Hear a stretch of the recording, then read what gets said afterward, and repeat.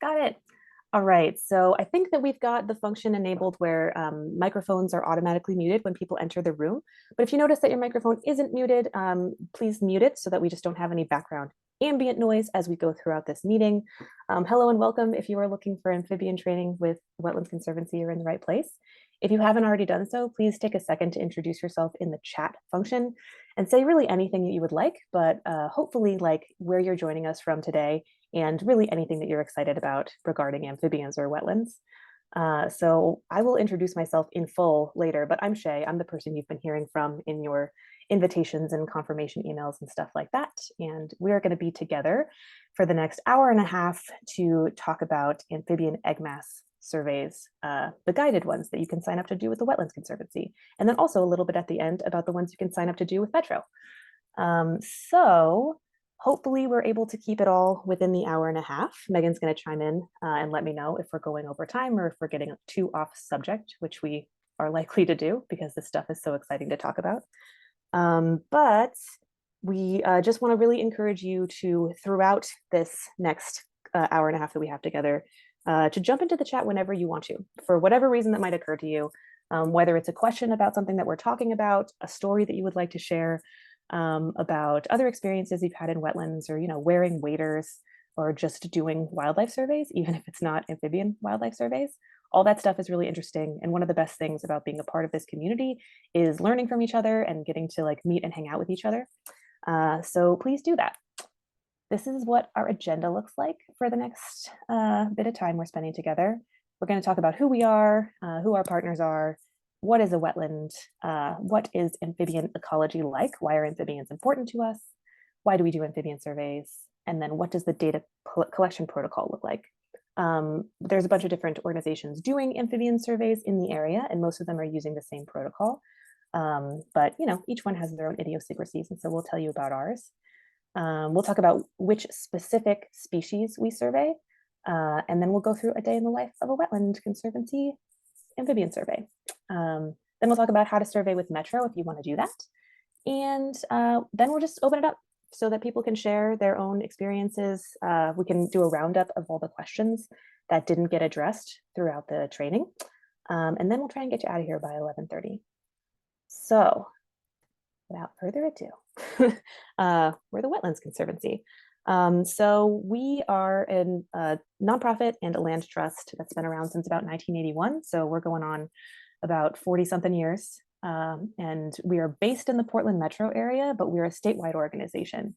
And we own land throughout the state. We preserve wetlands, do advocacy for them, and then also do restoration projects on them. And we're the only wetlands focused nonprofit in the state of Oregon. So the only one dedicated to preserving and educating about wetlands. And our community science program is the largest community engagement program that we have. So between this and the beaver surveys that we do in the fall, this is the most we get to engage with the public and the most like people that we get to bring out into wetlands. So it's a really exciting time. Amphibian surveys are our most popular program. Signups are kind of competitive, and we'll talk about that towards the end of the training today. But we're just so thrilled that you're all here. This is the most number of people that we've ever had in a virtual training before. I don't know if it's the most number of people we've ever trained, because before COVID, we used to do in-person surveys and we had not quite as strong numbers on that. We didn't keep attendance in the same way. But it's just really great that everybody is excited about amphibians and joining us on a very beautiful Saturday morning after a long period of dreary weather. So I'm going to let Megan introduce herself first because I need to change something on my speaker notes. But we're going to introduce ourselves. Awesome. So I'm Megan Garvey. I'm a stewardship director at the Wetlands Conservancy, and I used to be in Shay's position where I would go out on amphibian surveys all the time, and now I spend a little bit more time in the office, but I still help coordinate with some of our partners. So yeah, I am always available for if you want to email me about something, especially if it's something that's beyond the community science realm. But yeah, I'm happy to be here today. You ready, Shay? I'm ready. Yeah, thanks, Megan. So I'm Shay, and like I said at the top, if you were with us at the top, I'm the community engagement manager, and I'm who you've probably been emailing with if you signed up for this training. I sent you all your invitations and your confirmations, but I'll also be the person who is out there in the wetland with you. It's my job to guide the surveys, and so if you sign up for a survey, you're going to meet me in the field, and I'll tell you what to do and where to go. So that's me. And then here's some of our partners, and a special thanks and shout out to the volunteers who are already doing amphibian science or amphibian surveys throughout the Portland metro area, either with the City of Gresham, Johnson Creek Watershed Council, Oregon Metro, Tualatin Hills Parks and Rec, which we may refer to later as THPRD, and then the Tualatin River National Wildlife Refuge. Almost all these organizations have already done their volunteer community science trainings and have already started doing surveys out in the field. But there's still opportunities to sign up for more with Metro and also with BARC. And so we'll talk about that a little bit more at the end. But without these volunteers and the people who coordinate them, the scale of this work would not be possible. So a very big thank you to them. And also a very big thank you to the First Peoples of Oregon and the Pacific Northwest. So our surveys, the Wetlands Conservancy surveys, are performed on stolen and unceded ancestral lands rightfully belonging to Oregon's First Peoples. The majority of the ones that we'll be doing together happen in the Tualatin Basin and on the west side. So that's primarily Kalapuya land. But we have a couple surveys on the east side too. And then as a land trust and a statewide organization, we own land all over Oregon. And so we also acknowledge the people of the Multnomah, Cathlamet, Wasco, Cowlitz, Chinook, Atfalati, Clackamas, Molalla, and Kalapuya, like I said before. These people who have been living in reciprocity and in relationship with wetlands and amphibians forever, since time immemorial. So the reason that we have these images on the screen is because there's a lot of native origin stories, myths, and art pieces that feature amphibians really heavily, more frogs than salamanders. And a lot of it's really beautiful, and it demonstrates how long this relationship has been going on. So some tribes consider frogs to be medicinal animals with healing powers and the ability to bring rain. The Northwest Coast Native people in particular associate frogs with springtime and renewal. And that makes sense because that's when we see them the most often, when it's really wet outside and when they're crawling around all over the place to breed. But in other tribes, they're associated with disease and bad luck. So, much like the myriad tribes that are out there, there's myriad significances to frogs and salamanders. But yeah, frogs and salamanders are scientifically significant creatures, but science isn't the only way of knowing. There are many other ways of knowing, and native wisdom belongs in all ecological work.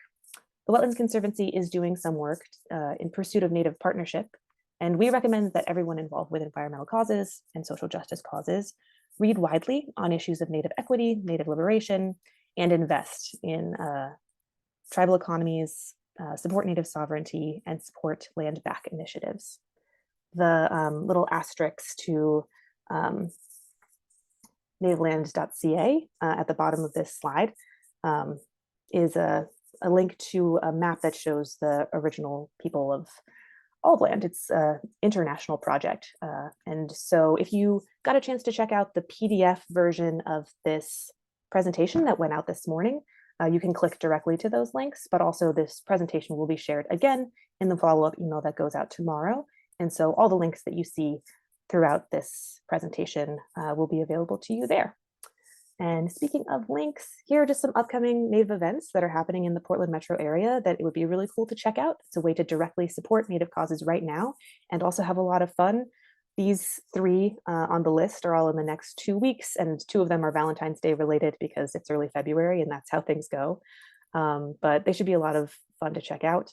And then I also really want to request that if anybody listening in the room right now knows about any cool upcoming Native events or opportunities or causes to support, if you want to throw links to those in the chat, that would be really great too, because this is just 3. All right. So let's talk a little bit about why we survey. We do wildlife surveys, especially using volunteers, because we can cover so much more ground than we could if it was just you know, me and Megan and the like one or two staff dedicated to this cause at the partner organizations that we have, that would probably get us at like 10 people doing surveys. But with the help of community scientists like yourself, we have hundreds of people gathering data on our behalf, contributing to larger data sets. And so it just makes a lot of sense. But it's also just really fun and cool. Surveying is one of the most like direct and immediate ways that you can engage with wetlands. It's one of the most memorable ways that you can support the work that we do. People tend to have a lot of fun out there, whether it's because they're, you know, giggling and struggling to walk through the mud, or it's because they're like an avid naturalist and they're recognizing all the bird calls and all the species identification of the plants around them. All levels of skill tend to have a pretty good time on surveys. It's like going on a safari in a wetland that's free. It's free of cost, and it's also an active public service. So surveys are great. And we're very likely to see things like birds and fish and aquatic rodents and bugs and moss and bones and eggs and nests, and sometimes deer and rabbits. Yeah, and poop. It's all really great. All of it's really interesting. We're going to talk about all of it. And so, yeah, that's one of the main reasons we survey, is just because it's really fun. And the reason we're so likely to see so many different things while we're out there is because wetlands are really biodiverse places. This one is our Minthorn Springs wetland in Milwaukee.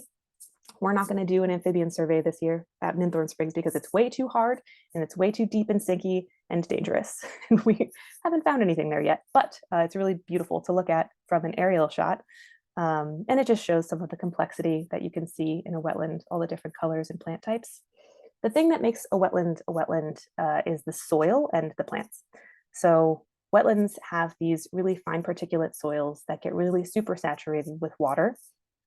And that attracts plant types that like to have really wet feet or really wet roots. And so the combination of the really fine particulate soils and the really fibrous and sort of like net structured wetland plant roots combine to sort of stop water in its tracks. They're able to hold on to a lot of water as it's moving from high places to low places, slow it down. And when they slow it down, it's able to cool down, for one thing. It's able to drop in temperature. And it's also able to drop a lot of the dissolved particulate that's in the water. So it acts as a filter. The water will have something like sediment or something like pollution, or even, you know, just like dissolved soils in it. And when it has the opportunity to slow down, those things drop down to the bottom. The water that's left over on the top is cleaner. Beaver dams are often really involved in that filtration process if it's a beaver wetland, which most of the ones in the Pacific Northwest are. And so they're cleaning the water as it moves through wetlands. And it also, yeah. I'm just gonna time check. It's 10:15. Okay, great. Thank you so much. Cool. I think we're doing good. Oh, okay. So then just it becomes habitat. Once there's a bunch of water in a place, animals and plants want to use it. So things move in, whether it's permanently or just to take a drink. So it's functioning as a habitat. It's functioning as water filtration. It's also functioning to create replenished groundwater stores so that we have breaks in drought, breaks in fire, and just sources of water. Here's a little infographic about how those functions work in a wetland. I don't know why it's sometimes so much easier to understand things when they're illustrated in cartoon style. But yeah, take a look at this.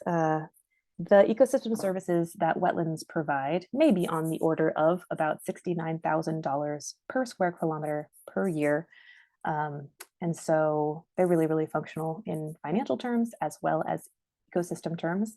And 40% of all species in the world spend at least part of their life cycle in wetlands. All right. So why egg masses? We kind of understand why wetlands, but why do we survey for egg masses in particular? It's because amphibians are indicator species. An indicator species is an organism that reflects the condition of the environment around it.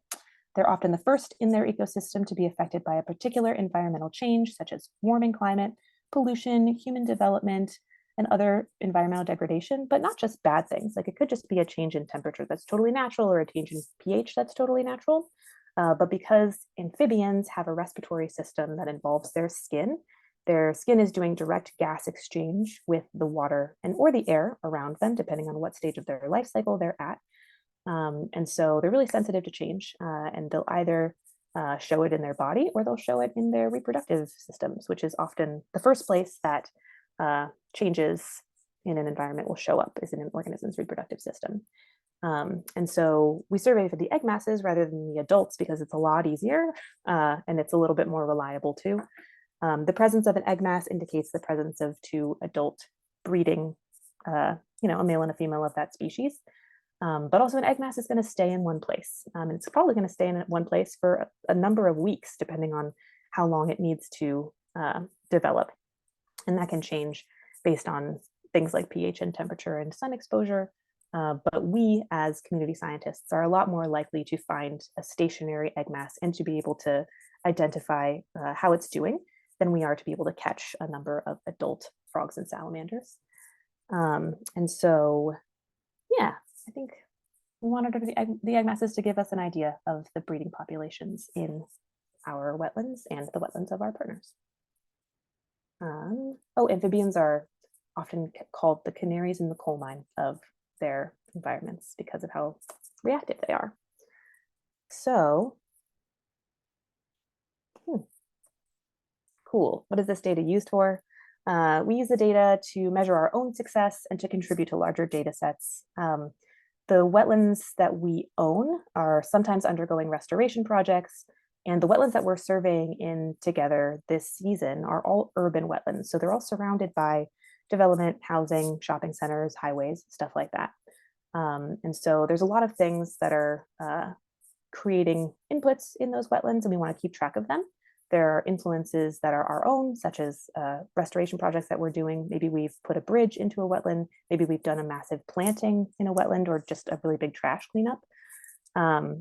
Or maybe we've done something to change the hydrology. Maybe there've been really big bulldozers in there trying to change the complexity of the wetland. And if that's the case, as it is in some of our wetlands, we want to keep track of how that's going and if it's impacting the important populations in there. And then also we just want to compare with our partners and see how things are going in our wetlands versus the ones that they're surveying in. And we want to have this data to contribute to statewide and nationwide population tracking efforts. And now we can talk about amphibians. So amphibians are really cool and beautiful or adorable, depending on your perspective. None of these are the amphibians that we're surveying for. These are all just really cool amphibians that exist in our part of the ecosystem in our part of the world. If you recognize any of these guys, please tell us what they are in the chat. I personally recognize, I think, 3 of them, but not all of them. And I think I've only seen one in real life while out in the field. But we live in a really biodiverse place. It's a really wet place. It's full of amphibians of all kinds. And I highly encourage anybody with the time or the enthusiasm to just research everything that we got going on here. There's some really cool books that you can get. So these are our target species. There are 4 species that we are looking for when we go out and do amphibian surveys in the field. And that has to do with which ones have been designated as species of concern by the Oregon Conservation Strategy, and also which ones we're just very likely to find. And it's these 4. So from the top to bottom, right to left, we have the northern red-legged frog, which has a little bit of red on its body. Then we have the Pacific chorus frog, which in this picture is more green, but they have all sorts of phenotypes. They can blend in with their surroundings. They do browns and sometimes even like cool oranges and purples. Then in the bottom left-hand corner is the Northwest salamander, and in the bottom right-hand corner is the long-toed salamander. So we have these 4-letter abbreviations based on the Latin names next to each of these target species. And those are the ones that we use on the data sheet. So it's good to get familiar with them, but it's absolutely not necessary to memorize them. There will be people with you on any survey that you sign up for that can help remind you what they each mean. If you have a particular mnemonic device, like if you're an experienced community scientist or just, a person who knows a lot about amphibians, and you already have a way that you use to remember which of these acronyms stands for which species, throw that in the chat. We would love to have more. Just very, very quickly, the ones that I use, the RAAU, which is the northern red-legged frog. It's the only one that starts with R, and so does red-legged frog. So R for red-legged. Same deal with PSRE. It's the only one that starts with P, and that's a Pacific chorus frog. Those ones are pretty easy. Both of the ones that start with A are the salamanders, and those ones are a little bit trickier. You might keep in mind that GR can be used for grand or grande, which means big, and that's the bigger of the two salamanders. And then the long-toed salamander, I'm not sure. I mean, AMA is the verb in Spanish for like he or she loves. But that only works if you really love the long-toed salamander, which maybe it's not your favorite. So yeah. I got one real quick. So macrodactylum, macro means big, dactylum means finger. So the long toads actually, their middle fingers are longer than their edge fingers. So I mean, it's only if you think about, the long toads, macrodactylum means like the long toad. So it's a little bit harder, but also you can use it just by power of elimination. Right, it's the last one. It's the less big of the salamanders. But I'm going to review the chat later and see if anybody gave us a new tool, because it would be great to have cutesy mnemonics for all of them. Andy Dedinger wrote in and said, AMMA, I'm a walking here with my long toes. I think that's pretty good. That's so great. Hi, Andy. Yeah, so there's some good ones in there. I like that one. When I was practicing for the survey, I considered saying that the mnemonic for AMGR could be I'm great, like am great, AMGR, because that salamander is so great. But I feel like it's pushing it. All right, here's the data sheet. So we bring a clipboard with a write in the rain paper copy of this data sheet with us on every survey, and we'll usually have multiple copies of the data sheet just in case we have an absolute bonanza of a survey and we run out of space on the columns and rows. But I want to go over what all of these sections mean very quickly. We'll look at this a number of times as we move through the training, but have it in your mind as we do. We mark down the start of the search time, we mark down the end of the search time, we mark down the site that we're at, whatever it is called, and what section of it we're in, because some of the sites are really huge. We might be in the western section, we might be in the northern section. I'll tell you what that is. We write down everybody who's there and helping us with the survey so that we have a record of that. We'll also mark down the date, obviously, and if there's any special conditions going on that day, we would put that in the field notes section. So like we'll usually take a temperature of the water. We'll write down if there were any recent weather events. So like if there was a big snowstorm the day before, we definitely want to know that. We'll rate based on just, an eyeball sort of approximation, what the subsurface visibility is like, whether it's bad, good, or incredible. And then we get started. So I'll go over later what all the nitty gritty of the columns is for finding each egg mass, but I just wanted to give everybody a chance to have that in their mind before we go on. Do we have any questions about it before I move on that are popping up in the chat? I don't see any yet. I think there's some desire to look more about the shapes of the egg masses, but I know we will definitely look into the shapes of egg masses, promise. So we're going to do a quick day in the life of the survey. The day won't be quick, but the quick introduction to the day in the life of the survey is what all these cartoons are for. A couple days before the survey, I'll send you, if you've signed up for one, I'll send you a confirmation email that confirms where we're going, what time we're going to be there together. Every survey is scheduled for roughly 10 to 1 p.m. unless otherwise designated. And I'll send you a dropped pin on Google Maps that says the exact meeting place. The survey that you sign up for, once you have access to the sign up sheet, will have an address, and that tells you which wetland you're going to.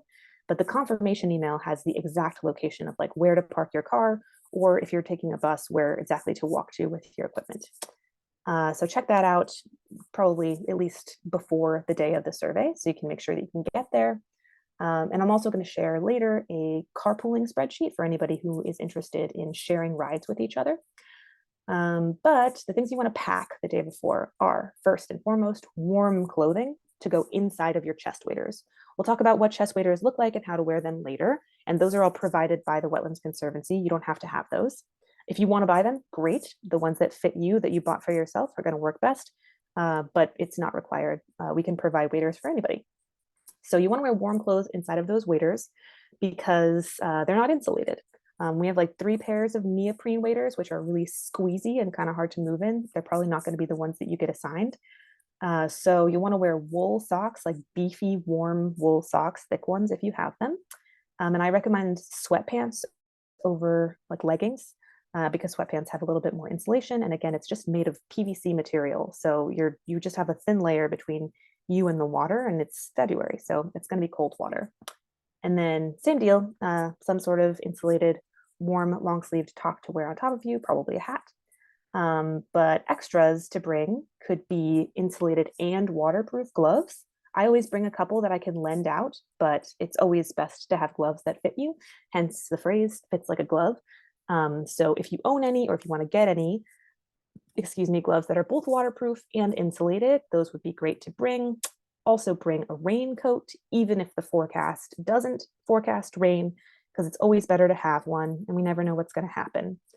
And then these sunglasses in the lower left corner represent polarized sunglasses. Those aren't required, but they're handy. They really help to cut glare off the top layer of water, so you can see a lot better into the water, and you have a better shot at recognizing egg masses. And then a towel. The towel represents a towel, but it also represents a change of clothes. It's really smart to bring a towel to sit on in the car after a survey and or a change of clothes, because even if you don't, fall in the water and get wet, even if it doesn't rain and you get wet, we generate a lot of our own internal moisture when we're on these surveys. The chest waders that we're wearing are not breathable.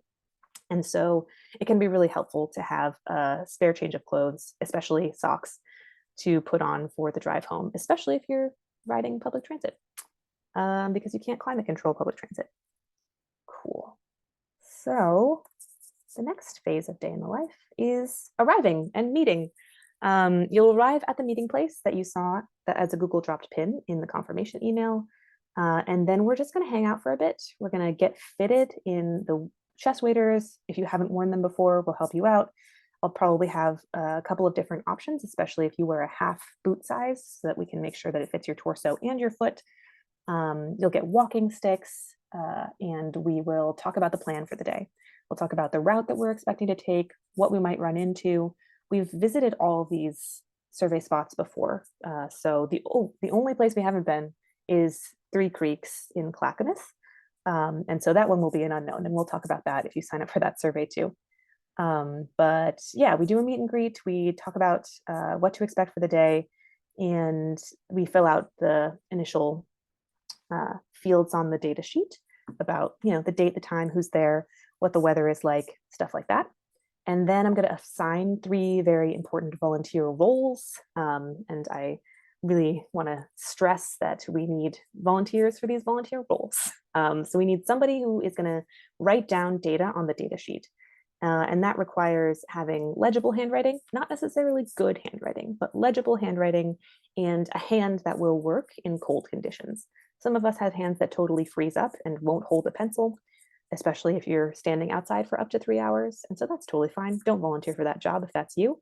But if you think you can do it, volunteer for that job. You don't have to be a super science person. We're all going to talk about what goes on the data sheet every time we stop. And so it's not totally on you.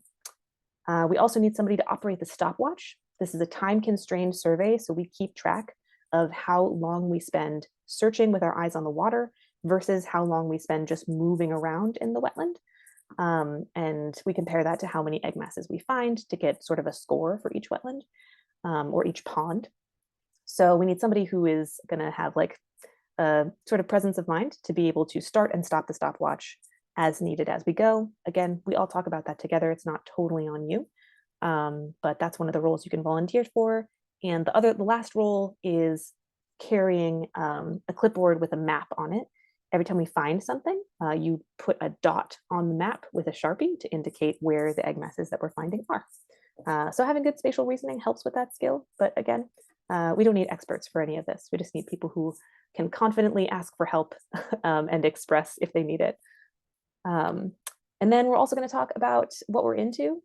So if you have a pre-existing hobby or like passion that is related to being out in natural spaces. I would love for you to share as much as you can about that when we are getting ready to go out on the survey, so that we can all point it out together. Like if you're really good at identifying fungus, please do that for us while we're out together. We'll all learn so much. Or if you are looking for inspiration for your next watercolor project, talk to us about that too. Meeting people and learning about what they're into is one of the best things about surveys. So then we'll head out into the field. Yeah. I think we're doing great, but I just wanted to let you know it's 10, a little bit after 10:30. Perfect. We got half an hour left, and we'll use that time to go over what species we're looking for. Okay, so when we go out into the field, we're going to be trying to move against the flow of water. That way we don't mess up our own visibility. Every step you take into the mud is going to disrupt a plume of sediment and dirt. And when that happens, we want that dirt to flow behind us so that we can continue into clear water and see what we're looking at. That's also an important reason why it's kind of why we try to stay in formation. We all stand shoulder to shoulder, but with 5 or 6 feet between us, and then we all walk in the same direction so that nobody ruins each other's visibility. And then also that helps us to make sure that we're covering all the ground that we're setting off to cover. That said, all wetlands are different. Water levels rise and fall. We're not going to be able to stay in a straight line very often, but we're going to try. And it's sort of all of our jobs to keep an eye on our neighbors, make sure that they're within earshot, that they're not getting too far away, whether it's ahead of us or behind us. It's primarily my job to keep us in formation, but I really rely on everybody else to help me do that, because I also get carried away just looking for stuff. It's really fun. Cool.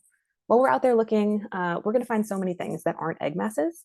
And if we decide that it's interesting enough to stop and look at it, we're going to stop the stopwatch so that we don't mess up our score about how much time we spent actively searching. If we all want to gather around a skull or a bone or a dead animal and talk about what it is and what might have happened, that's great. And we should use our surveys to do stuff like that. We just want to make sure that the stopwatch is stopped during that time. Same goes for if we're sort of just traversing over obstacles. We might have to cross logs or ditches or fields that don't have any water. We're not going to have the stopwatch engaged during that time because we're just having either fun or travel time. Cool. Imagine that we have now begun our search. We were in formation, we were walking along, and somebody yelled stop because they had something to look at.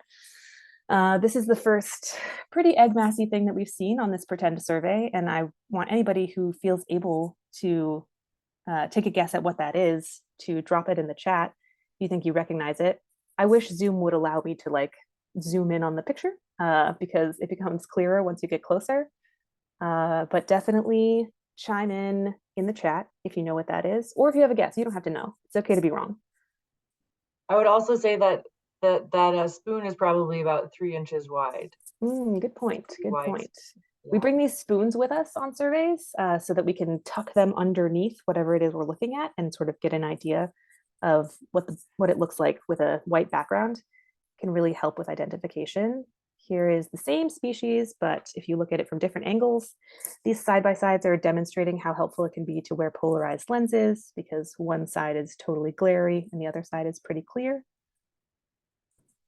I'm gonna give it away on the next slide. And I think one thing is hard is, it's hard to know how all the different egg masses will sort of react differently to water moving around them. So some of them are more gooey and flowy than others. Yes. Yeah. And Shay, it looks like the PowerPoint might be covered up by your toolbar. Is everyone able to see this pretty well? Okay. Did it change? I think that looks better to me. Okay, yes. Great. Thank you. I didn't realize that was happening. Yeah. Cool. So same species, different appearance. You'll notice that the integrity of the shape of this egg mass is really strong. It's firm. We don't recommend that you take egg masses out of the water, but since we have the opportunity to check it out in the picture on the left, out of the water, it's still a firm glob, and that's really distinct to this type of egg mass. I'm going to give away what it is now because I feel like people who want to guess have had an opportunity to guess. It is the Northwest salamander egg mass. We've seen a bunch of different globs now, and you can see that there's a lot of variety in the way that they look. For example, the one on the left is really clear. You can see right through the jelly to the person's hands. And also the embryos inside of that egg mass are really round. But then the ones on the right seem like they've been there for a little bit longer. They're covered in some sediment. They look like they have some algae inside of the jelly. And also the shape of the embryos inside is more elongated, kind of like little commas or beans. And that's because they've been developing for a while. And so we want to keep track of all of that information on our data sheet. But here's a couple more egg masses just to really get a sense for what they look like. The embryos inside of a Northwest salamander egg mass have a hemisphereing quality where half of the circle or sphere looks sort of dark brown and half of the sphere looks tan. So that can help to identify what species you're looking at because it's pretty distinct from the other target species we look at. And I had a volunteer once describe the quality of these egg masses as like a disco ball. So keep that in mind if you feel like that'll help you notice them. That's what they look like as adults. There's so many cool facts that I would really love to share with you about adults Northwest salamanders, but there's not any time. So I can send you a link in the follow-up email, and also I just encourage you to check it out. They have a really cool life cycle, and they spend most of their adult life hiding under duff, but if you ever get a chance to see one in the wild, it's really special. So if we were to take note of everything we just saw on the data sheet, we would first mark down the time on the stopwatch when we found these egg masses. Let's pretend that we found them all at the same time. So arbitrarily, that was at like 35:33. So we circle which species it is. It's AMGR, which is the Northwest salamander. We'll have a cheat sheet with us in the field so that the translation of which species equals which acronym will always be at your fingertips. I didn't tell you that we were counting, but we were counting the number of egg masses that we just looked at, and it was 11 altogether. And between all of them, they had a combination of round embryos and tailed embryos. That's why we've circled R and T in the stage section. R stands for round, T stands for tailed, H stands for hatching. So if they're actively swimming away, they're hatching. That wasn't the case for any of these. Then we marked down what they were attached to, and the combination of all of these 11 egg masses were attached to either a grassy material, that's what the G stands for, or a woody material, that's what the W stands for. We saw one of them that was on like a really brown blackberry cane, so it was pretty woody. The O stands for other, meaning like if it's attached to like a plastic bag, or if it's attached to a piece of barbed wire or something that's not grassy or woody, maybe a rock, then that's other. And if it's attached to nothing, that's an N. You would circle the N. That's just if it's free floating in the water. And then we take note of the depth that we found the egg mass at. All of those egg masses will say we're within 1 foot of the surface. We either say it's at the surface, which is a 0, it's within the first foot of the surface, which is within 1 foot, or it's more than 1 foot. That's as detailed as we get. And then there's a section to just take any notes, like if you notice anything weird about any of the egg masses, or if it was in a particular area where something seemed out of the ordinary, you would write that down in the field notes. Okay, so once we have that all figured out, the timekeeper checks with the data keeper that everything's in order. We get back in formation. We're all facing the same direction. We know where we're going against the flow of water. So the timekeeper would yell, go. And then they would yell, stop again, because there's a lot to look at in this little pond. So if you've been in this training before, then you're already in on the secret of this pond. But if you're brand new to the training, just want you to take a couple of seconds to look very closely and see if you notice anything. And if you do, say in the chat what it looks like to you. Let me give you a second.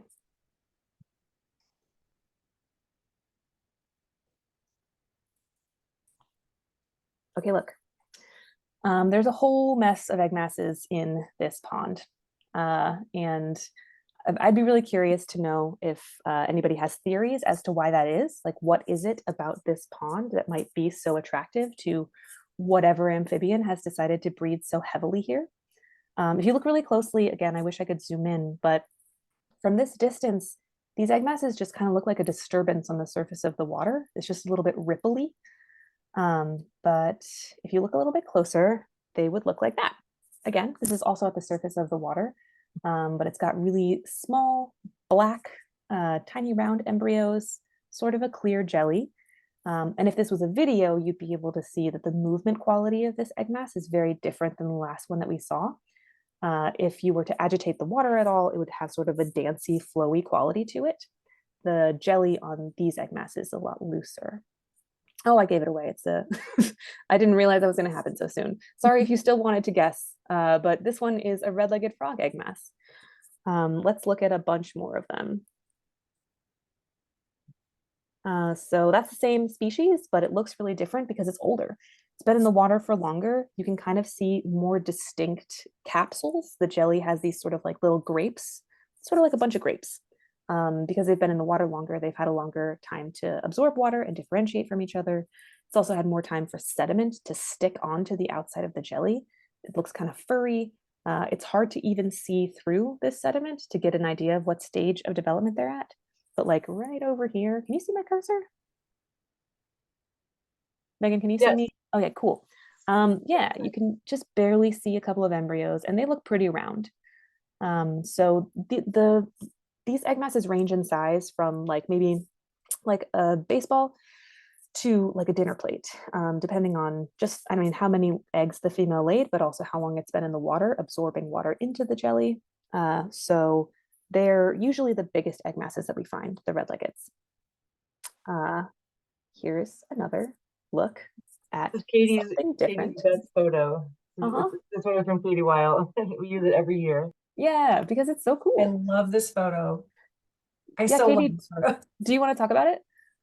Sure, thanks.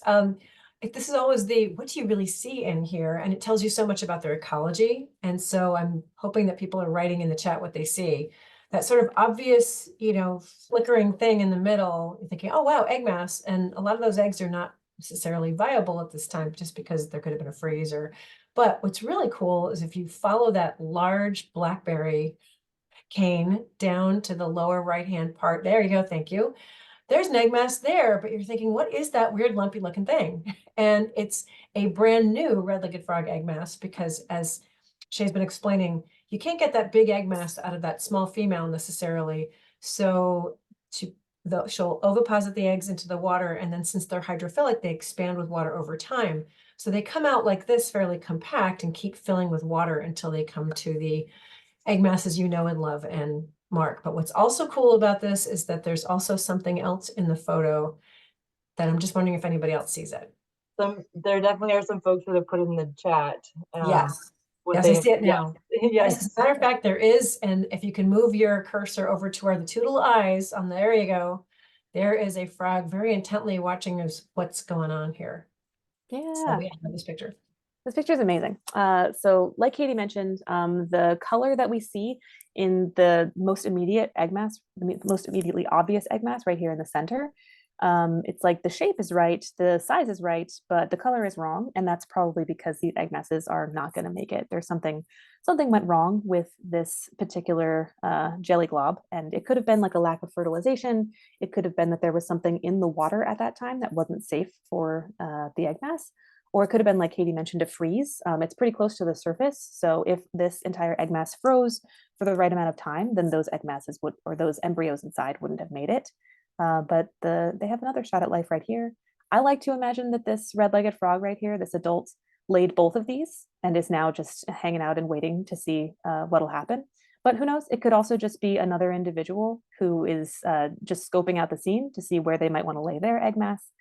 Red-legged frogs can lay more than one egg mass per season, but we'll never know. This is a perfect example of the kind of thing that would belong in the notes section of your data sheet. Like we found a non-viable egg mass, there was a red-legged frog right there. There's a whole story to tell, but there's only like this much space to write it in. So you just have to do your best. There's some more examples of the adult red-legged frog. There was one question in the chat about what's wrong, why that color. Yeah. Into more of the anatomy of the egg mass, you'll probably talk about that a little more. About why, why is this the wrong color? Yeah, why is it the color? Yeah, well, actually, I mean, Katie, do you want to address that? I don't, well, I'm sure. It's just when the eggs are in there, they're usually for the red-legged frog, the embryos are usually black, look like large fat poppy seeds. And when they are no longer viable and there's mortality, they will turn that whitish color. Not to be confused with the gold of the northwestern salamander. Yeah, all the embryos are different colors for different species, but because we know that this is a red-legged based on its size and its shape and its motility, like the way that it moves in the water, we can tell that white is the wrong color for that. So we'll talk about all that together in the field as we go. You won't be expected to just know this offhand. I also just wanted to mention that I had a group of really young volunteers once who decided that the best way to know it's a red-legged frog egg mass is because it looks like boba tea. And they went on to call red-legged frog egg masses forbidden boba for the rest of the season. So if that works for you, any mnemonic is good, whatever it takes to remember. Okay, adult red-legged, this is what it would look like on the data sheet. We would circle RAAU for red-legged. We would take down the time, which is arbitrarily 42:22 right now. All in all, with those photos that we just looked at, there were 13 red-legged egg masses. So we write that there's 13. They were all at the round stage of development. We didn't see any tailed embryos for any of those egg masses. So we're only circling round. And they were attached to a combination of like grassy and woody materials. They were pretty much all at the surface of the water. So you could put the word surface, or you could just put a 0 there. And then, excuse me, in the notes section, you would write that 1 out of the 13 was non-viable. And you might also write that we saw an adult. That's cool. Helps to confirm our theory that these are red-leggeds. And then I just want to mention that if we stumbled upon that original pond that I mentioned, where that I showed y'all, where there were, I don't know, something like 8 or 9 egg masses all in one place. If you want to take information on multiple egg masses that were all found at the same time, but they have different details, you can just make one time signature over here, circle red-legged as many times as you need to, and then do like, there were 2 that were round, or there were 5 that were hatching. And you don't need to write the time over and over again, but you can write the details about each of those individuals as needed.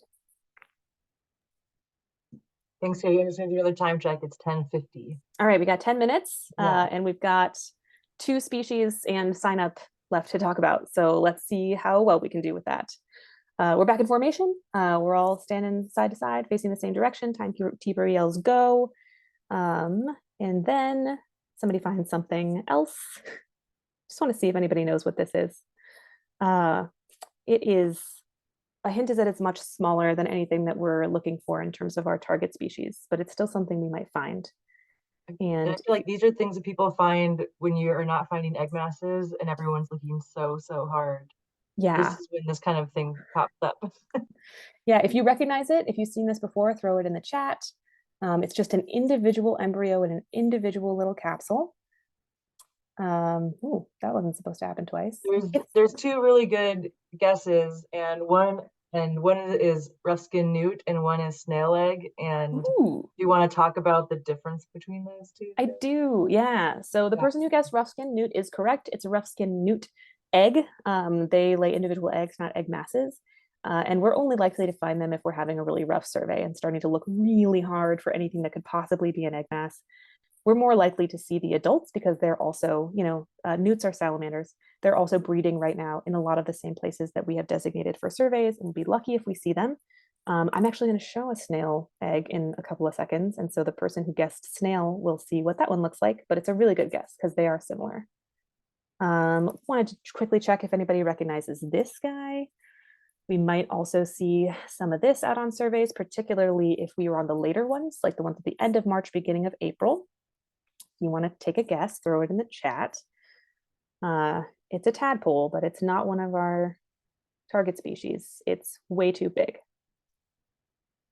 It's an American bullfrog.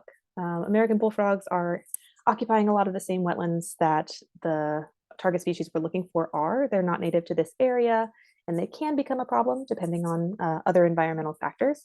We're not likely to see the egg masses so much, which look like that. They're like really frothy and loose because those tend to pop up closer to like July. But we might see the adults and we might see the tadpoles because the tadpoles can spend as many seasons as they want to as tadpoles. They have really big mouths and they can eat everything. There's tons of people guess bullfrog, which is awesome. And then also there's a good question of when do all the different species lay and what triggers them to start laying. I know Katie's not here, but I can kind of jump in real quick. And we tend to see it, it depends on the species. I feel like usually we see red-leggeds and long-toed first. And it can be as early as December. It really depends on the year. They In the have this, elevation. yeah, in the elevation. Sorry, and it could be different every year by as much as a month. And we know that we have feed and breeding already this year from multiple species, but usually we want to have kind of warmer temps and consistent rain, so it's nice and wet, so they can migrate to the ponds in order to breed. That's my quick answer. But there's way more to it, I'm sure. So. Yeah. Yeah, it depends on where you are. But that was a great answer, Megan. Thank you. Okay, there we go. Somebody already guessed this, but it's another super, super tiny little glob that we might find if we're having a rough survey and not finding any of the big guys. This one is a freshwater snail. It looks like a tiny little piece of macaroni. And it's got embryos inside that are really difficult to see with the naked eye. They're so small, they're practically microscopic. So freshwater snails are a really important part of the food chain and the ecosystem. We're glad that they're there, but we are not surveying for them. So we're going to move on. You'll probably notice that there's only two target species left, the long-toed salamander and the Pacific chorus frog. And the way that we take data on those species is a little bit different because they're not species of concern in the Oregon Conservation Plan, and because they have like a really robust reproduction strategy. They produce a lot of egg masses and they're kind of small. We don't keep track of their attachment material, their depth, or their stage of development. When we find them, we tend to find a good number of them. And so we just keep tally marks of how many we've found throughout the survey. And then at the end of the day, we'll circle one of these approximations of how many we found, saying we found 0, we found less than 20, more than 20, or more than 100 on that survey. So if we went back into the survey and we kept going, somebody found this and they yelled stop. I'm going to give people a couple of minutes or a couple of seconds to chime in the chat if they know what it is. This is one of our 2 remaining target species. What's distinct about it is that it has black embryos, and it is the species that we look for that has the fewest embryos per egg mass. You can compare the size of, I think I'm mirror image, so maybe this works better. You can compare the size of that person's thumb to the size of the egg mass. This is a really flowy egg mass also. It doesn't have a very firm shape, and if you were to lift it out of the water, which we don't recommend, but can be done, it would look like really droopy snot. It doesn't have a strong shape, but the size is somewhere in the like large oblong grape department. Someone in the chat said AMMA for this one. Ooh, AMMA, what does that mean? That's the long-toed salamander. Yes. Yeah, I have a slide in my way before we talk about the long-toed salamander, but here's a couple of different ways that the long-toed salamander egg mass can look like. It can kind of look like a caterpillar. It can kind of look like drippy snot, as we mentioned before. One of the reasons that you don't lift egg masses out of the water is because it can be really disruptive to the attachment. So like the glue that keeps the egg mass on whatever it's attached to could fail if gravity is suddenly acting on it really strongly, or the attachment material itself can break. Sometimes these pieces of grass or woody material are like pretty brittle in the middle of winter. And so if you lift it up, it could just break and then you have an unattached egg mass. But here are some more looks at the long-toed salamander egg masses. They do have the ability to lay in sort of a straight line down a blade of grass or a twig or whatever. We don't see that very often, but it can happen. And we don't want anybody who finds that to be confused or thrown. But yeah, we're looking at some really fresh looking embryos and then some really developed looking embryos on the other side. That's what they look like as adults. They're super cute, they're super tiny. If you lift up pieces of downed wood or duff in the forest, you might be lucky enough to find one of these guys. So like I said, we wouldn't take down all the detailed information about the depth and the attachment material and the time. We don't have to stop the stopwatch unless we need to like figure out what it is and have a conversation about it. Once people in the survey get good at identifying these, we're able to kind of just keep a tally in our head. And then once you reach a number you feel good about, say like 5, you can shout out to the data keeper, like, I've got 5 long-toads over here, and then they'll make 5 tally marks. And at the end of the survey, we will find out what those totals are. Cool. All right. Only one more species to find in the wetland. I mean, I probably don't need to say, but we'll be finding multiple species out of order, of course, as we go through the survey. Not every site has every species, and some surveys will have no egg masses at all. We're either too early or too late, or they just didn't breed there this year. But this survey is the best one ever because we find every species, and the last one we find looks like that. You can use process of elimination to tell us in the chat what you think that is. But I'll just point out that it is almost the same size as the last ones we were looking at. I would probably put this closer to like a cherry tomato. If you take it out of the water, it'll lose its shape, but its embryos are a really different color. They're more of a tan, or sometimes they even have sort of like an army green look to them. And there's a lot more of them than there were for the long-toed salamanders. And that's because people put it in the chat if you haven't done it already. It's the Pacific chorus frogs. These guys are super prolific. Sometimes we find more than 100 at a time on surveys. And we often will find them hatching. You are most likely to have seen Pacific chorus frogs in the wild just because they're really noisy. One, they're called chorus frogs. And two, there's just so many of them, and they don't have really picky standards about where they'll breed. They'll breed in water quality facilities and like really large puddles. They're really good at breeding. So that's these guys, and that's what they look like as adults. And there's some more pictures of them as egg masses. Yeah, a lot of times there's, you'll notice in the picture on the right, there's a lot of algae in the way. And so it really helps to have either like a yogurt lid or a white spoon that will provide to get underneath it to see if those are embryos or if they're just bubbles trapped in some green goo in a pond. Hey, I know we're at 11 o'clock, but I want to jump in here because that was Perfect. a good segue. Having those white spoons, so we provide everyone with white spoons on the surveys, and that's what you can use to get your, underneath to get a good look to confirm what you're looking at. And there's some folks in the comments that are worried about people handling egg masses, and for sure we don't do that. There's a lot of photos of that because it is helpful to see the size of a hand against the egg mass, just for us to kind of learn like how big that is. But when the scientists are out looking at egg masses and we have photos of them with the hand, we know that you don't put anything on your hands. We don't use lotions, hand sanitizer, sunscreen. And then generally when we're in the field doing these surveys, we just keep our hands in gloves. And that's why we have those white spoons. So they work better than hands when we're in the field, for sure. Definitely.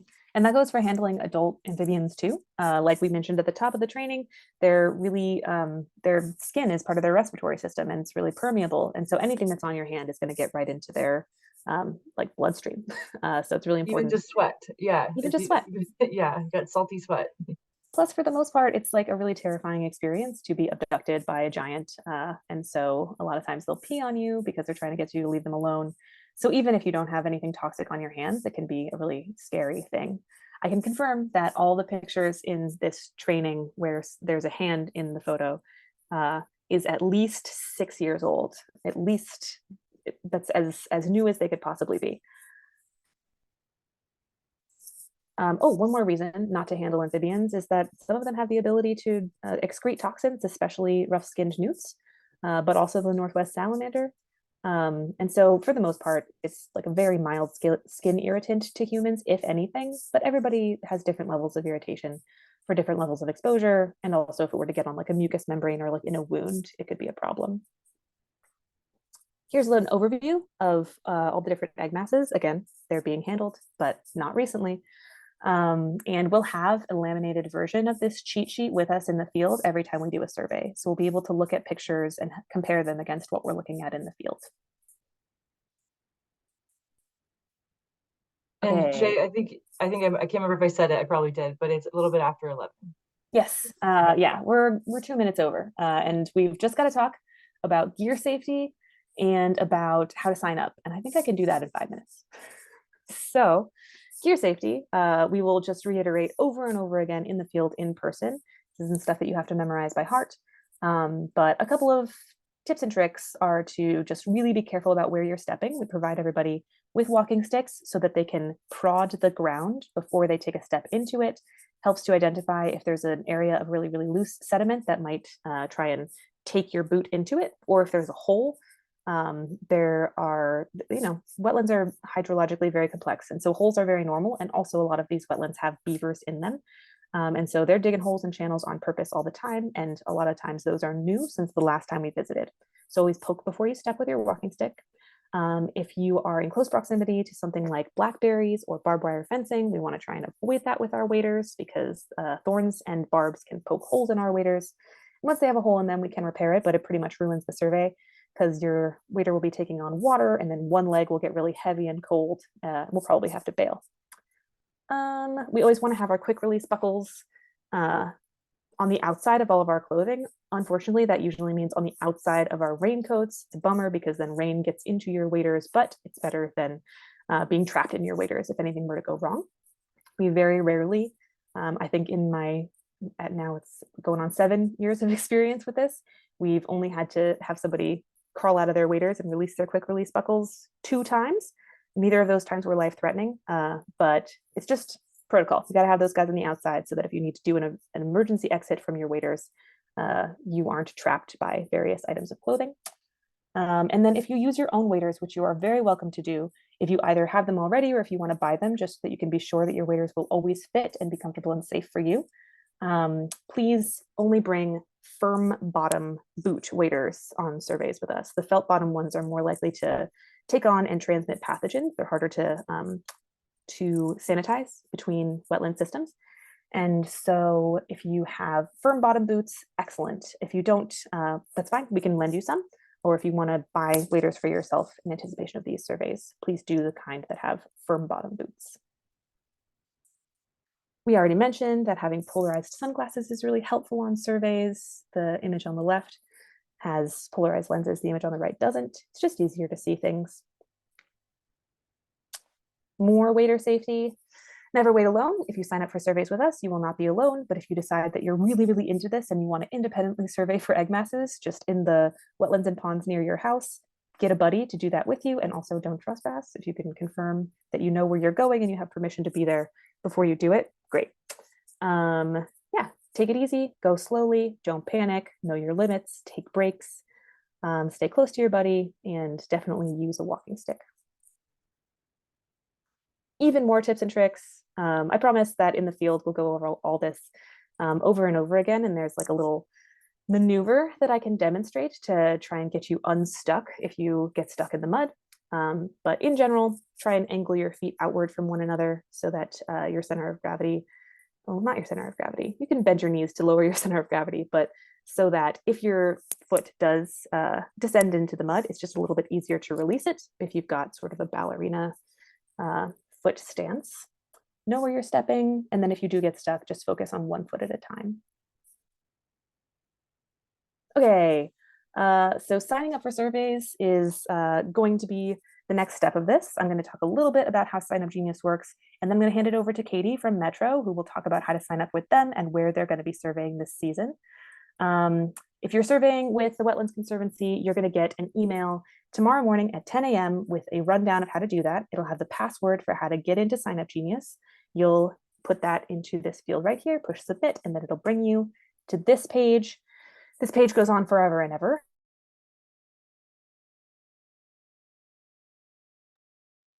Uh-oh. Hey, you just froze. You said this page goes on forever and ever, and then you froze for a minute, so you might need to jump back in. Am I back? Yes, you're back. Okay, great. Yes. Cool. I think the only thing that y'all missed me saying was that, there's 30 different days. There's 30 different slots, or there's 30 different dates that you can sign up for, and there's 6 slots available on each of those days. Like I mentioned in the confirmation email, we're going to ask that people only sign up for 3 surveys at first. And then after this first week of signups passes, if we have any space left, no idea if we will or if we won't, then we'll invite people to sign up for 1 more. And then again, if that happens again, I want to reiterate that there's no obligation to sign up for any surveys. If you just attended this training and you wanted to learn about frogs and just find out what we're doing out there, awesome. If it doesn't sound like it's your thing, no big deal. There's no obligation. There's no penalty if you decide that you don't want to survey. And if you sign up for multiple surveys and you go on your first one and you don't like it, you can just cancel the other ones. That's totally fine. There's no penalty. You'll be able to volunteer with the Wetlands Conservancy in any other capacity that you want to. This is just, yeah, trying to get more people involved.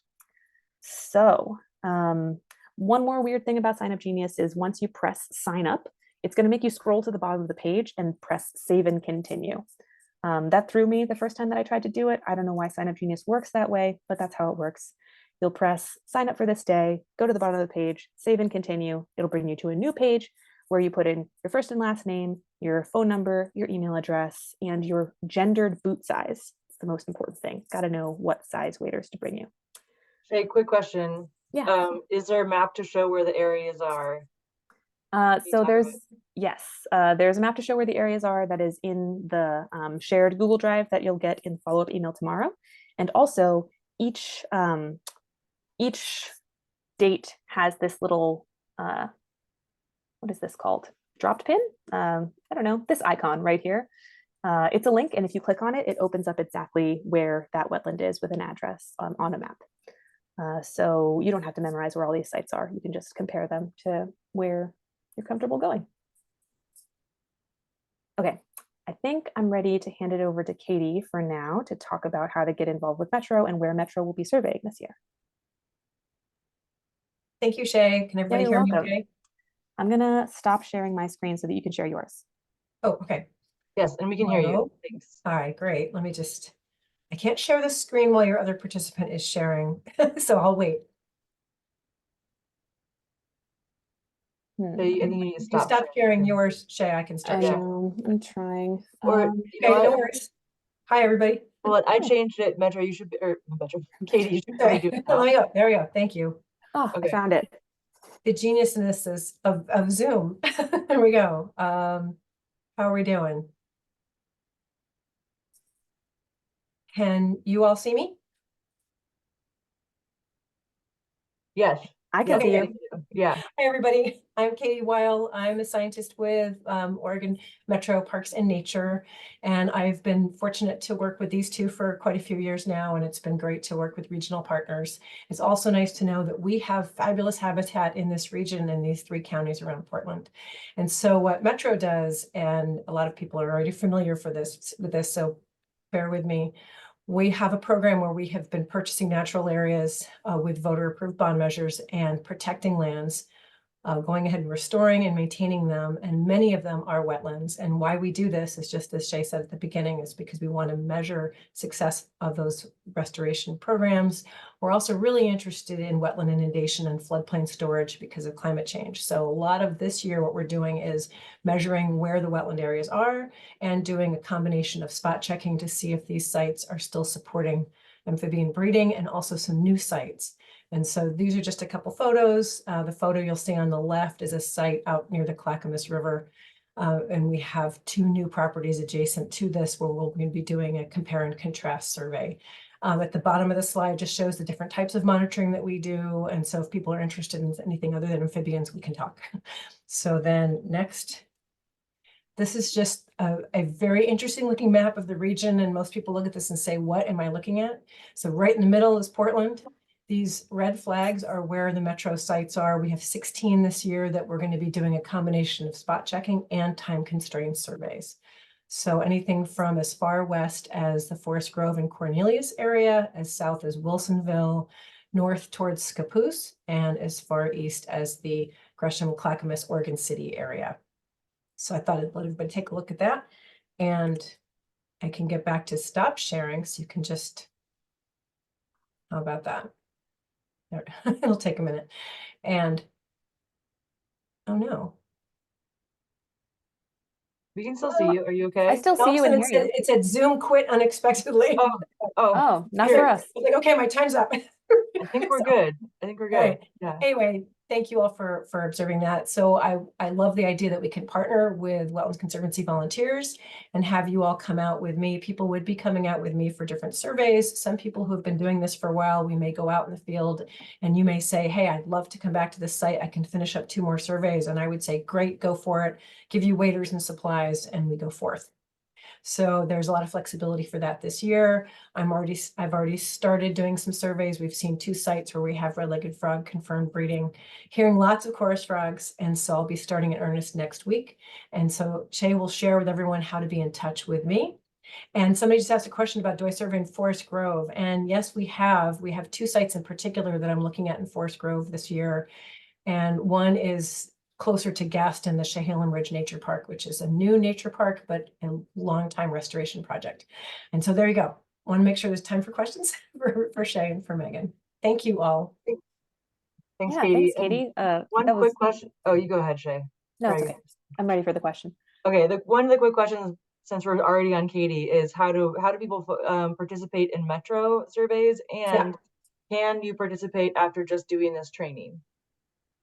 Say that second part again. And can folks participate after just doing this training? Can they go and do it? Absolutely. Yeah. Because I will be going out with people, I'm happy to show people the on the ground sort of training of what we're looking at. And a few of the sites could lend themselves really well to someone who's brand new with this. It's good to support where you are geographically. Sometimes that makes it easier, and it's a little bit of a lower carbon footprint if you go somewhere closer to where you live or where you work. But yes, I'm happy to take brand new folks out in the field to take a look at what we're seeing anytime between this coming week and the end of March. Hopefully that answered that question. And then I think contact information for me will be going out tomorrow. Is that right, Shay? That's right. I'll link to your email and phone number, but it's also right here.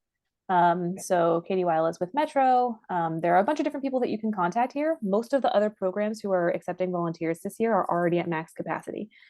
So that's just with the exception of Metro and Bark, and I'll share both of those contact people in the follow-up email that goes out tomorrow. Cool. Yeah.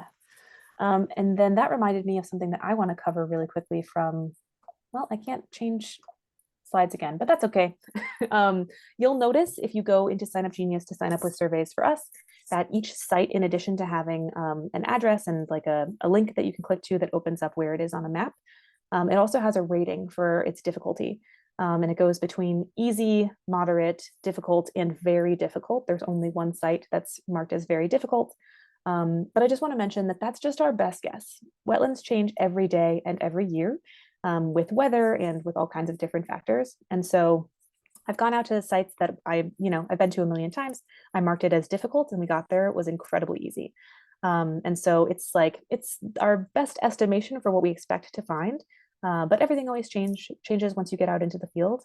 And so if you have really concerns about your ability to traverse uneven terrain, or just keep your balance in a wetland, definitely reach out to me and I can talk to you about what we'll expect at a survey that you might sign up for.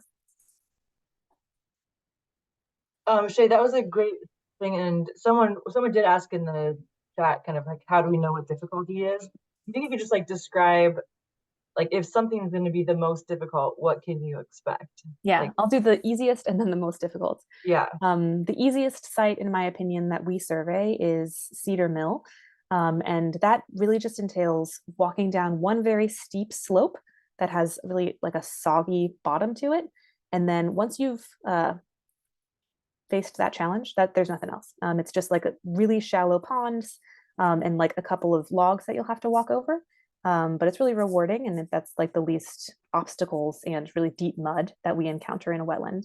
And then the really like extra difficult one that I mentioned is Hearthwood.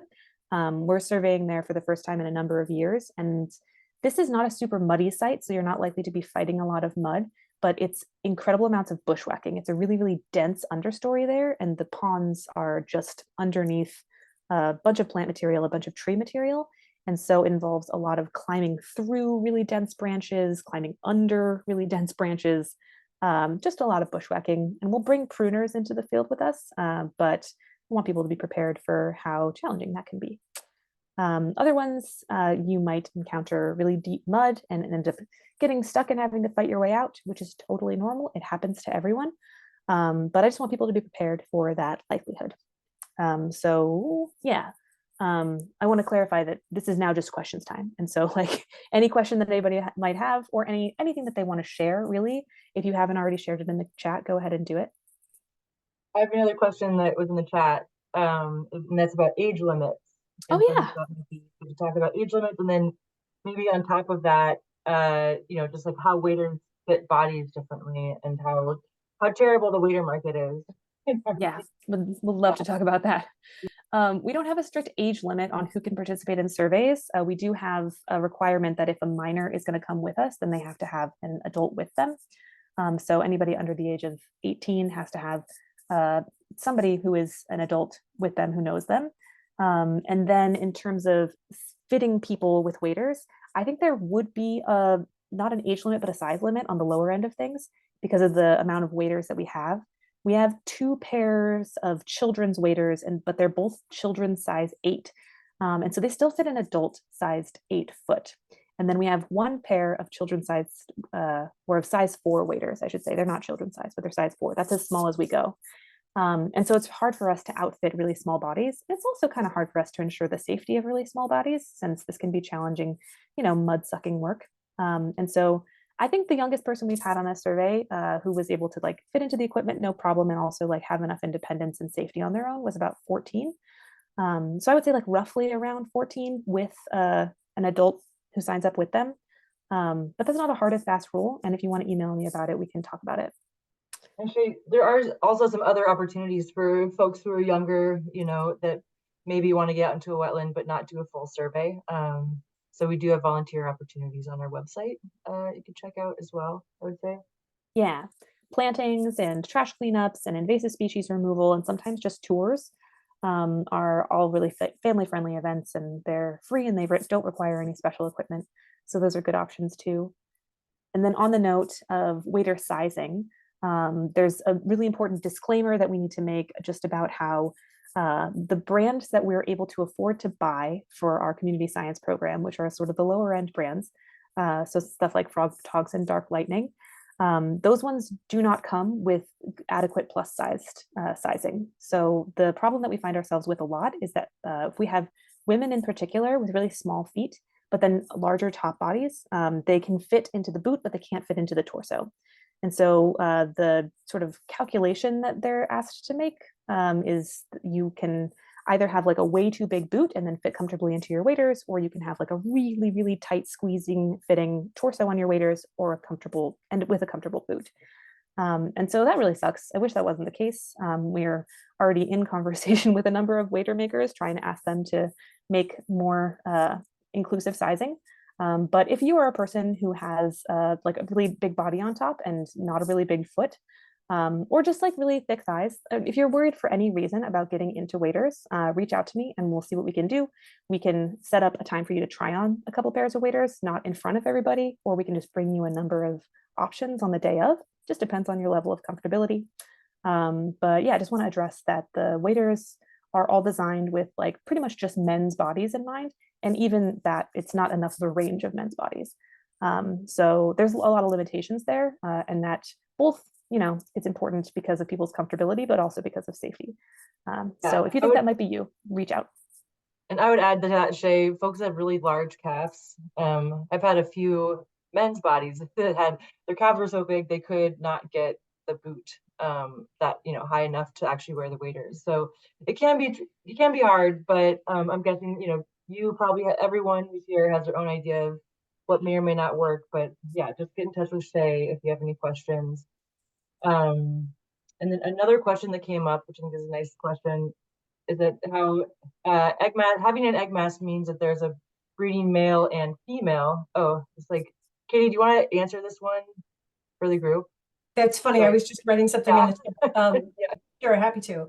It's typical for one female to produce 1 egg mass per breeding cycle. And it's not out of the realm of possibility to do more, because nature has a way of changing the norm just when we think we figured it all out. But what I've seen is typically 1 per breeding cycle. So that's why that metric of masses per search hour is so important, because we think, okay, at least we know there's 1 successfully breeding female, and we can extrapolate on population from there. We can never completely estimate population size, but that's usually where we go with it, 1 per year.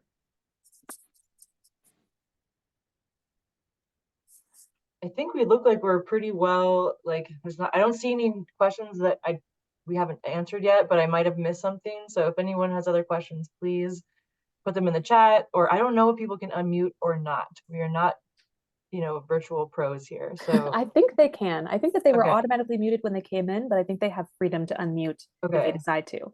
Yeah, if anyone wants to ask a question at this point, I think that would be great. Or if you want to put it in the chat, that's fine too. But this is maybe the fastest training we've ever done. So proud of us. We did Yeah. great.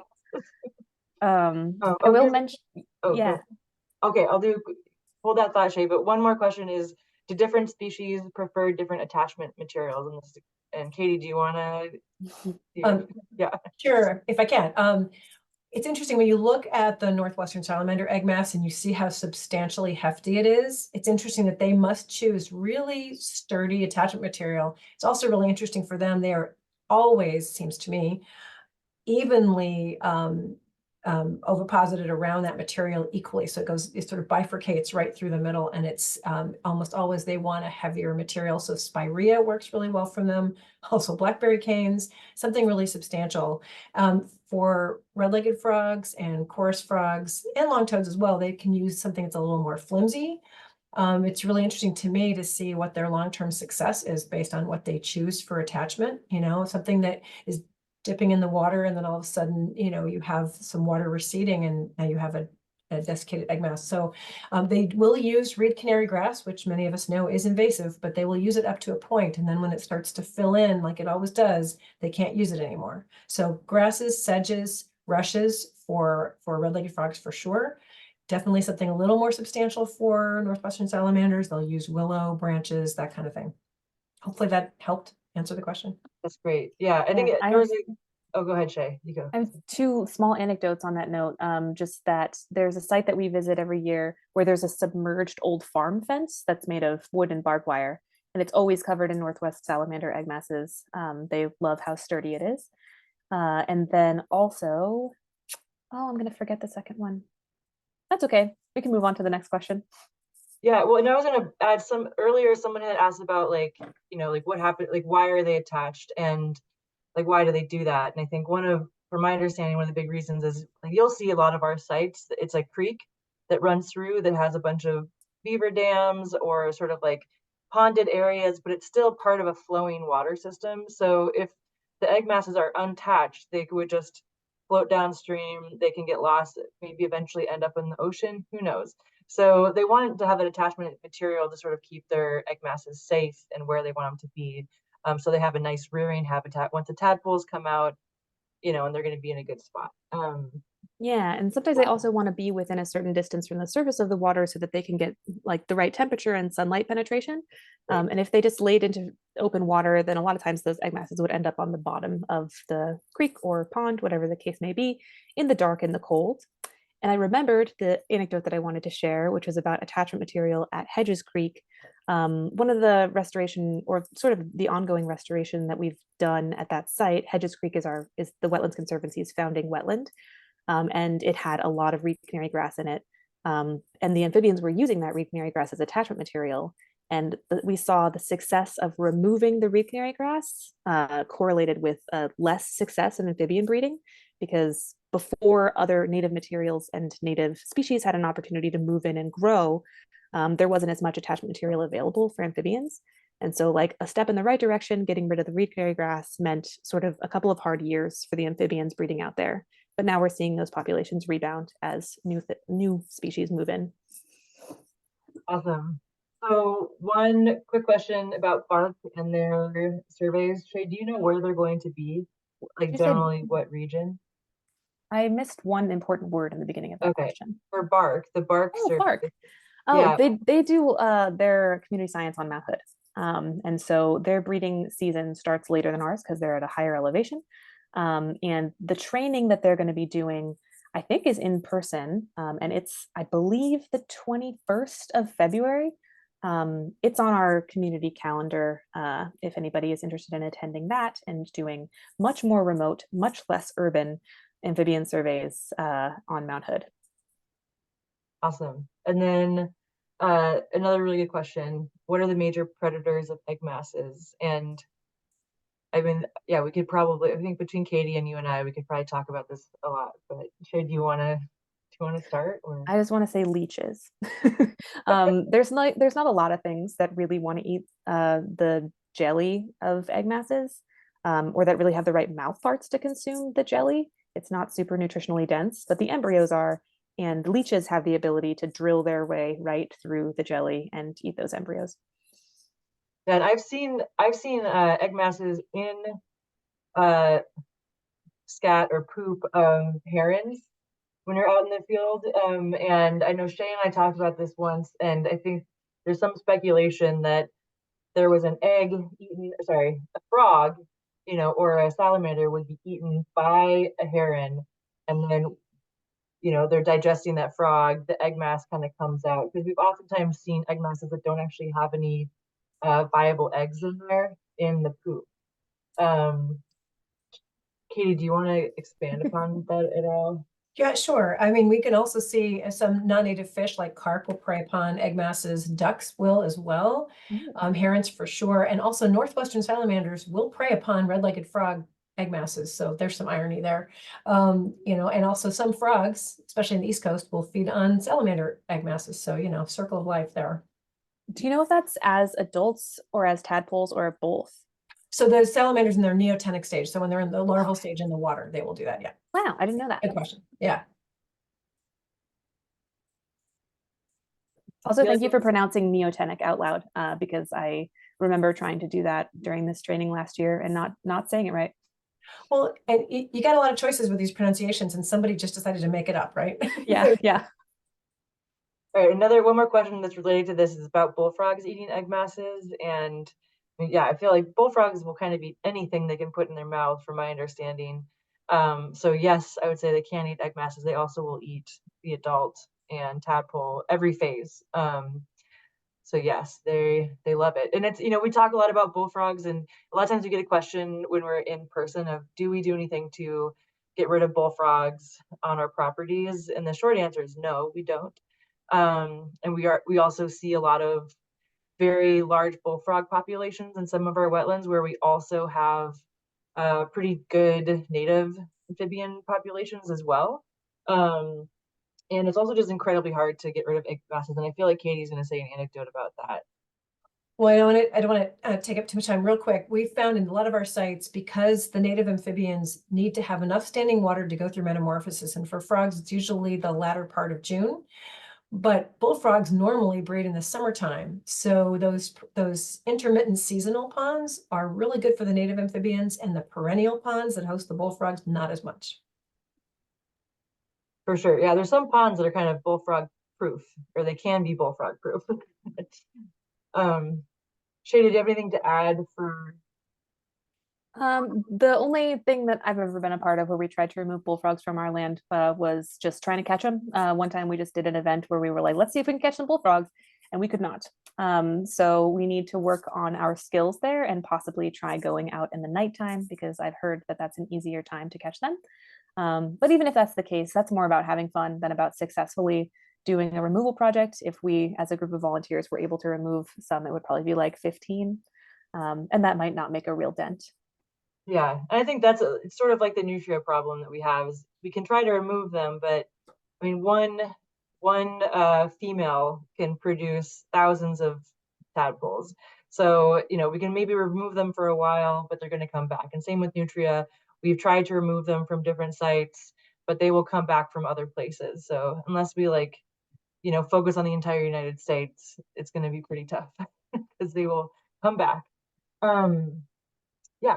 But I also feel like they have done there was a good bullfrog removal they did somewhere like in around Bend, where they went out every night into this lake and hunted them down, and they were pretty successful after a couple of years, but that was very expensive. So yeah, it's the kind of thing that, like, if and when we start seeing like really dramatic impacts that are actually like threatening the really important species that we care about, then maybe we'll be able to get funding to have ongoing bullfrog removal programs. Yeah. All right, well, I feel like we're kind of wrapping it up. I think if anyone else thinks of questions you might have about how to survey, like, if you have some nerves you want to get figured out, you can always talk to Shay or myself. I'd recommend Shay. And yeah, and then you have other questions about, sort of like, what do we do with this? Feel free to be in touch. But yeah, I think we can kind of wrap things up. Cool. Thank you all so much for being here on a beautiful Saturday morning. If it's beautiful where you are, I figure most people are pretty local, but yeah, it's been great to hear all the feedback from you, stories you've had to share, questions you've had to share. And like Megan said, if you've got more that you think of later that didn't come up in this training, but you still have curiosities about it, just send emails. And same deal for if you have any problems with signing up or knowing who to contact. All right, cool. I think we're good to go. Megan, you are muted, but I can end this meeting. All right. Great. Thank you. Yeah. Bye, everybody. Have a good Thanks one. so Have a good much. day.